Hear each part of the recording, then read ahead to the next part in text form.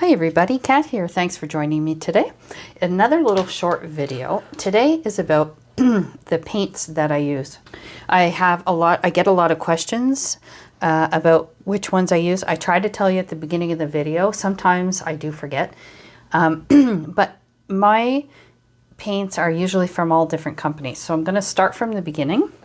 So when I first started painting, I went on to Amazon and I found these pretty excellent, and they were comparable to Paul Rubens, I read. So I bought these and I used these many times, and they are, look how bright they are.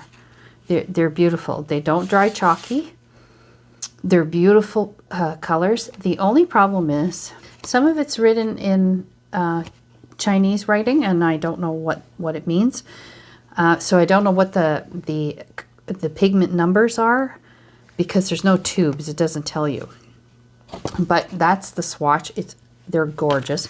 I have made several videos with these, and I painted with them long before I started making YouTube videos. And look at how much I have in here. Gorgeous paints. So if you're starting out, I think when I bought these, they were about $20 for the set, and I think they're $30 now, but it is well worth it. It will last you a long time. Unless you're painting huge paintings, this will last you a long time.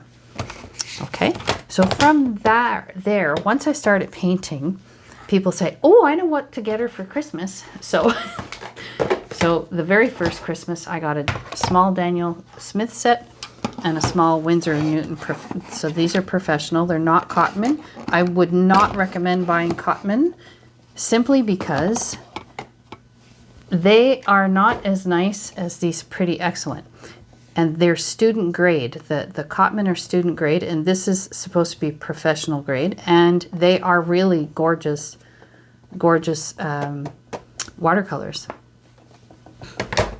So this is the Winsor & Newton Professional set.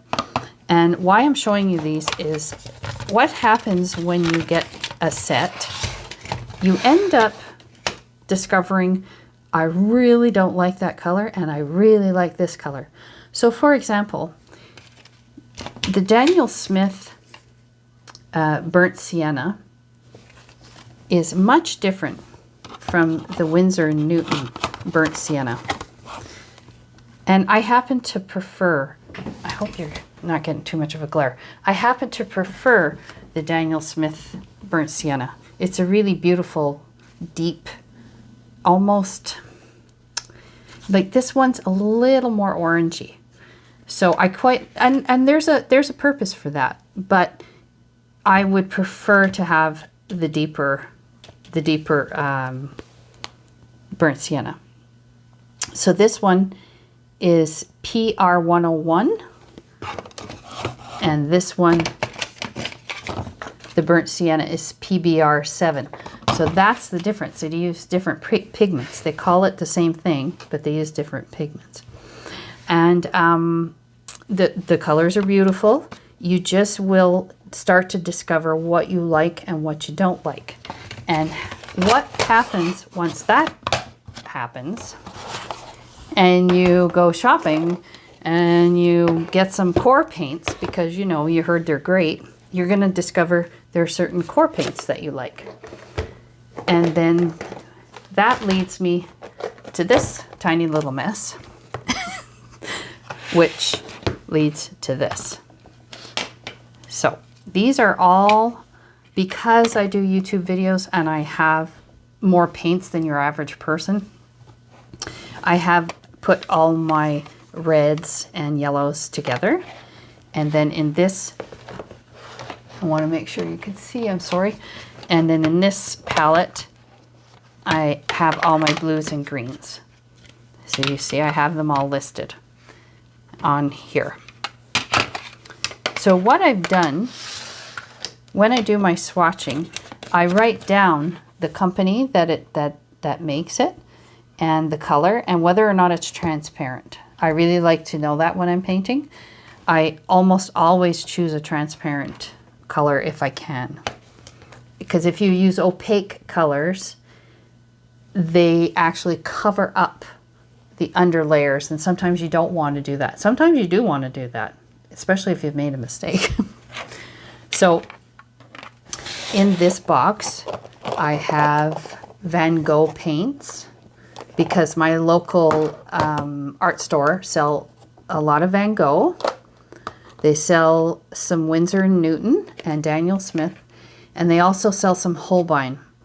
So, you know, as you go, when you get these sets, you say, oh, I really love the raw sienna in Winsor & Newton, but I don't like the raw sienna in, I don't know, Paul Rubens. So I go out and I buy the raw sienna in Winsor & Newton, and I fill my pans up as I go along. And I have little magnets on my pans, and I write the paint name here. And I have, like this, I just got a deal. I'm just showing you the name. So HWC is Holbein. And my favorite sap green is Daniel Smith. My very favorite burnt sienna is Paul Rubens, because I have a whole set of Paul Rubens that I didn't show you. The professional. As long as you get paints that say professional and, you know, they're within your budget, go for it.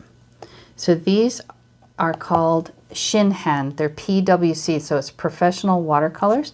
And my local art store sell a lot of Shin hand, and they're very reasonably priced. So this is the other reason why I have a palette like this. So if I'm going to be doing a video and I'm trying to get the image down right, I don't want to waste, say, a $22 tube of paint for a practice painting that's going to end up in the garbage. So what I do is I try to use my cheaper paints to do that. And that's why I write the company. So the Van Gogh Hooker's Green is much different from the Paul Rubens. You can see the difference. Paul Rubens is a much more natural looking green than the Van Gogh. And the Winsor & Newton Professional as well is quite different. So I went off on a bit of a tangent there, but all that to say, you may prefer one green over the other and they have the exact same name. So you're just going to have to test all different colors out and see what you like. So I hope that really helps answer some of those questions about what colors I use. I will make a better effort to put the list up and the company name of the colors, because people seem to be very interested in that. And I'm from Canada, so I order from a company called Dessert. I get some paints from Michaels. Michaels has a small selection of watercolors.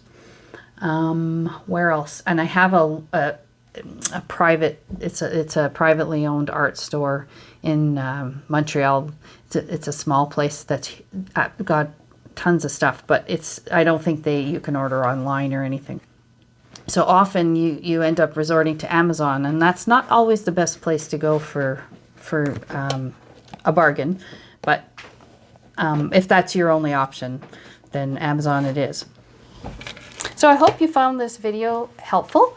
If you have any questions, leave them in the comments and I'll be happy to answer you.